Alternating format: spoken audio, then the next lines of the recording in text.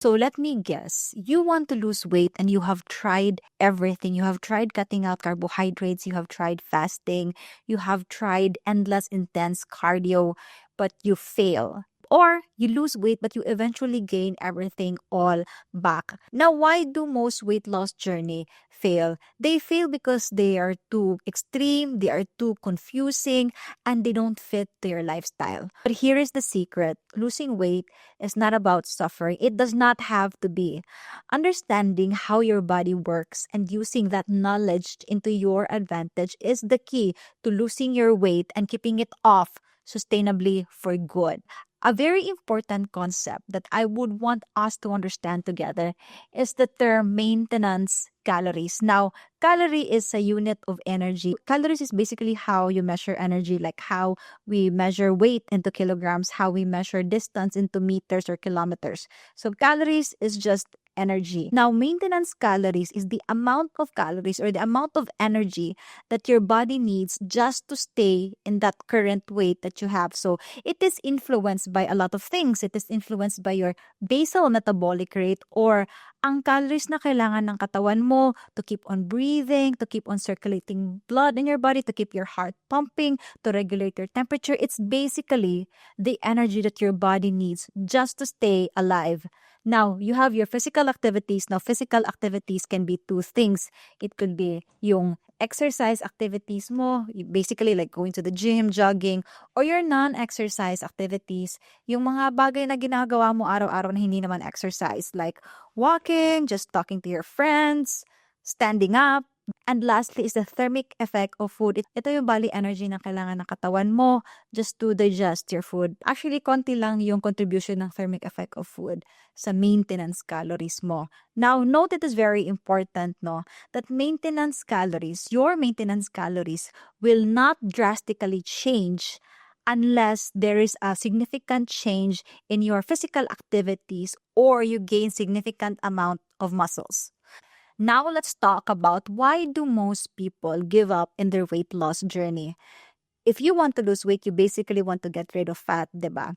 Now, if you are someone who wants to lose weight, ano ba yung kadalasan na gusto mong mangyari? Diba, gusto mo mawala yung belly fat mo. But here's something that you need to understand. The sequence at which our body gets rid of fat is something that is controlled by genetics, meaning it is something that we have no control of. For example, for most people, they follow a certain sequence for fat loss. So for example, your body is dictated by this sequence of fat loss. You would lose face fat first, and then your leg fat, and then your bum fat, and then you would start losing arm fat. And then for most people, for a lot of people, the belly fat would come off last. And the problem for most people, why they give up in their weight loss journey, is that they give up halfway because they are impatient to see the final result. But the thing about our body, we cannot spot reduce fat. We cannot choose where the fat would come off first. Now, everything in this universe follows the laws of thermodynamics. And the first law of thermodynamics tells us that energy cannot be created nor destroyed. It can only be transformed from one form to another. And your body is not an exemption to the laws of physics. It is not an exemption to the laws of thermodynamics. So, for example, this black box is your body. Now, whatever calories in, whatever energy that you put in your body or the food that you eat, your body will always find a way to transform that into another form of energy to keep the balance, because that's how your body works. That's how the universe works. Now, first case scenario of this energy balance. For example, the maintenance scenario, you are not gaining weight and you are not losing weight. You are just maintaining your weight. So what happens in your body? So whatever you eat, all the calories in are all converted into energy that goes out of your system or your body.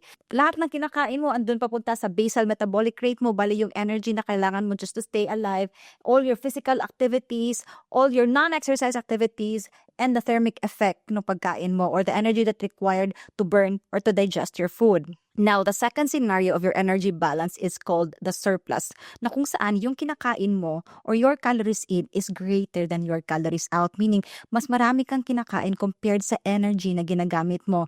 But like I said earlier, Energy cannot be created nor destroyed. It can only be transformed into another form. So anong nangyayari sa excess na energy mo galing sa pagkain mo? If hindi mo naman siya nagagamit through your activities, through your basal metabolic rate, what happens is that this excess energy is stored as fat. So basically, yung fat sa katawan mo is just stored energy that accumulates kasi hindi mo siya ginagamit. Now, the third scenario of the balance called the deficit. So if you're trying to lose weight, you probably hear this a lot, no, calorie deficit, calorie deficit. So what actually happens in your body when we talk about calorie deficit? So calorie deficit happens when calories in or ang pagkain na kinakain mo araw-araw is less than the energy that your body is using.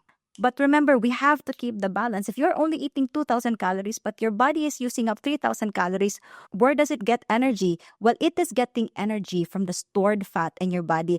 And this is exactly how you lose weight. So you basically want to change the balance so that your calories out is greater than your calories in, so that your body has no choice but to use your stored energy that was in a form of fat. So you create a calorie deficit by creating a change on that balance, no? So how do you exactly do that? You eat less calories and you move more. But it's very important to take note that fat loss happens when you create a deficit over time. And this is what I would want to emphasize because ito yung problema for most people.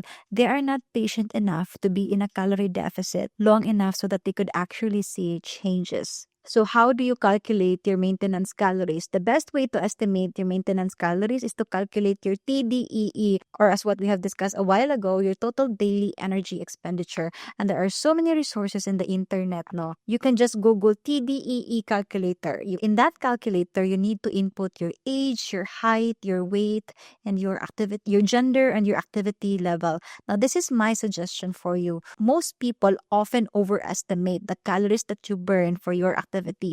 Now, if you have quite a sedentary job, you have an office job, even if you are exercising about 1 hour or 30 minutes a day, I would suggest that you select that lowest activity level, which is 1.2, which means little to no exercises. So you will have a very conservative estimate of your maintenance calories. Now the question, how much calorie deficit is safe? Now, literature would suggest that you should stay around 15 to 25%. So, for example, you have calculated your TDEE to be 1,800 calories per day. So, if you want a deficit of 25%, that's minus 450, which would give you 1,350 calories per day. Now, if you eat this much every day, you would definitely lose weight.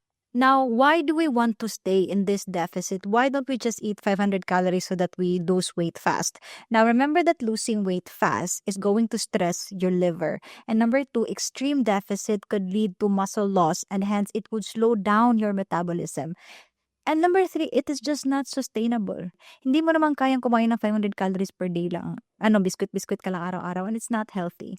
Now let's go to your macronutrient breakdown. So for example, you have calculated that your calorie deficit would be at 1,350. So if you eat this much calories daily, you would definitely lose weight. But losing weight is not enough because we have to pay attention to our macronutrient breakdown because your macronutrients will determine how your body would lose weight.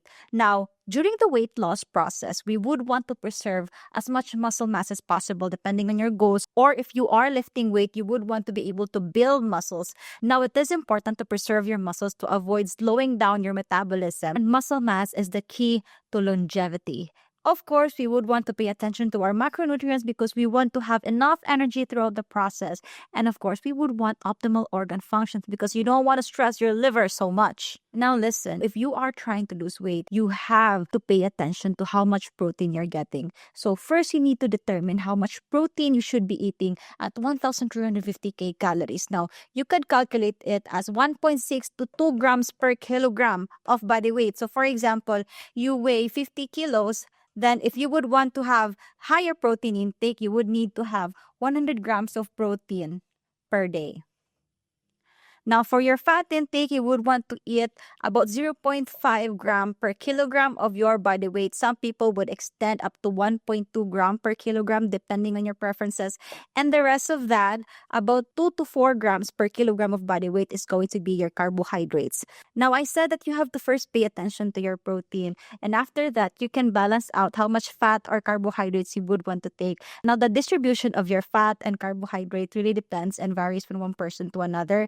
It depends on your physical activities, and it also depends on your preferences. So, for example, for me, if I want to lose weight, if I am in a calorie deficit, I would prefer that my carbohydrates is a bit on a higher end compared to my fats, because I love pastries and I love the feeling when I have enough carbohydrates before my workout. We have covered the basics, and this solid foundation should help you move forward so that you could really get sustainable and real results. In the next videos, let's talk more about common misconceptions and practices that really sabotages your fitness journey. And also, I would give you practical advices that you can start implementing in your life right now to help you with your progress. See you in the next one.